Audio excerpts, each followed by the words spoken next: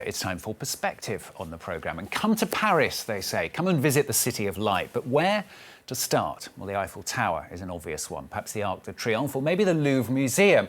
But how to find out more about them and also about the spaces in between them? Well, one possibility, of course, is to take a walking tour. My guest today runs a company here in Paris doing just that. He's been walking the streets of the city, if you like, since 1994. Not non-stop. You have had some sleep, we should say. Mostly non-stop, yes. Exactly. Yes. Peter Caine, good to have you with us on the programme. Good morning, thank you. Where do you start? If you're coming to Paris, perhaps for the first time, is there a traditional tour that you regularly do? I think, well, for us, we often, the people that come walking with us are people that know Paris already. They're real Francophiles, and they've probably been to Paris once or twice and seen the main sites, the Eiffel Tower, the Arc de Triomphe, the Louvre, as you say. And then people that come with us on the Paris walks want to get a more in-depth view of Paris. And it's amazing how many people come really often to Paris. There are a lot of Francophiles out there that want to come once, maybe twice a year to Paris. So that keeps us working hard because we have to work all the time to find new themes and plumb new depths and discover new interesting things in Paris. So give us an idea then of some of the kind of tours that you can do. Well, we divide the city up into its most ancient and interesting areas. And as you know, in Paris you can walk and stand on Roman paving stones, or you can go out to La Défense and see some of the most modern architecture in France. So we have a huge variety of bits of the city that we show, old and new. Favourites are the Marais, which is the oldest residential district in Paris, with sumptuous architecture from that's chronologically survived from the medieval period throughout the Renaissance, the 16th, 17th century. The Latin Quarter is an area that is so rich because you can walk the Latin Quarter and investigate the history of the Sorbonne or the history of the French Revolution or Roman Paris or Gallo-Roman Paris. So I would say that the Latin Quarter, with its writers, its artists, its painters, its intellectuals, the Marais, and of course the village of Montmartre up in the north, the artist village, are the sort of three main areas that we begin with.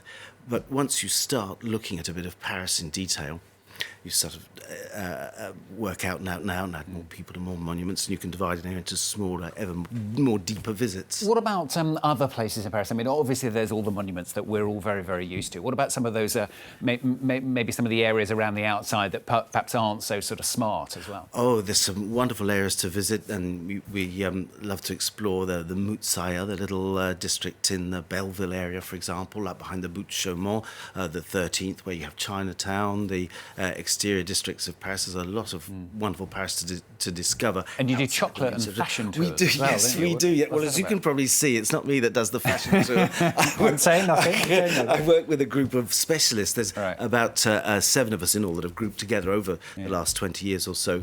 And we have a fashion specialist and 2 fashion specialists, in fact, that lead the walks in different areas of Paris. And the chocolate tour, that's hugely successful because chocolate's such a popular theme, and Paris is really the capital of dark chocolate. And so we've got themes that are gastronomic. We've got unusual themes. We might go underground and do the sewers and the catacombs, or you might want to taste chocolate, see fashion, or do something a little bit more intellectual, the writers. And as I say, been doing it since 1994. I mean, do you still get caught out? Do people still ask questions you don't know the answers to? We have a pretty broad base of knowledge in Paris. Most of us have lived here at least 30-odd years.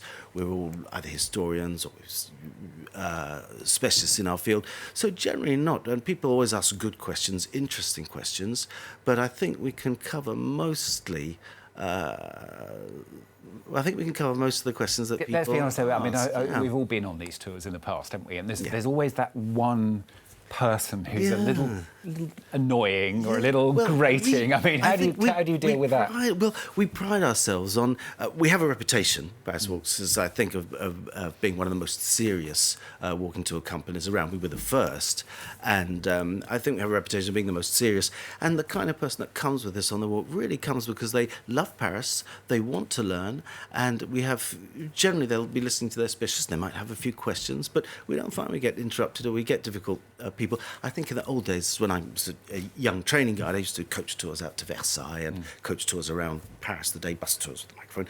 And there you can be challenged and get difficult people. But no, I think we are very, very lucky to have a wonderful clientele of really interested people who are passionate, whether they be Americans or English or Australians, that come to Paris and really want to know more. And from what you're saying, it's often the same people coming back as well. We often have repeat business, so that either people have been to Paris a few times and then discover Paris Walks and say, oh, we've been in the Marais and we really want to go on your walk and learn more about it. So they've either been to Paris before or been with us before. We get lots of repeat business, yeah. And you mentioned going up to Belleville, for example, or down to the Chinese. I mean, do you get different types of groups? For example, would Chinese tourists particularly want to go to some of those different areas that other groups might want to? The sort of visits that we might offer, those off the beaten track themes like the Mutsaya, Belleville or the Butokai, the more unusual themes will attract the kind of person that's been again and again or just read a book about that area in Paris. When a novel's published that cites a certain area, everybody wants to see that. Everybody remembers the Da Vinci Code when that came out. Saint-Sulpice was the area we wanted to visit. A book called Pure was written about the cemetery of the Innocents some years ago, and so that was the bit of Paris we wanted to visit. So there are trends and fashions areas that people become particularly interested in seeing. And what about you? Which ones do you like best? What do you love about Paris? Well, I love everything about Paris, basically. I like to tell people I came to the city, like many expatriates, for a long weekend, and that was about 30-something years ago, and really fell in love with the city. And the areas that I love, generally the area I love most is the one that I'm working on and researching at that particular time. But if not, the Marais has to be a favourite as the oldest and one of the most beautiful and walkable of areas. And what we do, I think, is interesting because it's an ecological form of tourism. It's non-polluting. We walk the pavements, and there are so many beautiful areas in Paris now that are particularly nice to walk in because the city's made this huge effort to accommodate cyclists and walkers and pedestrians. So.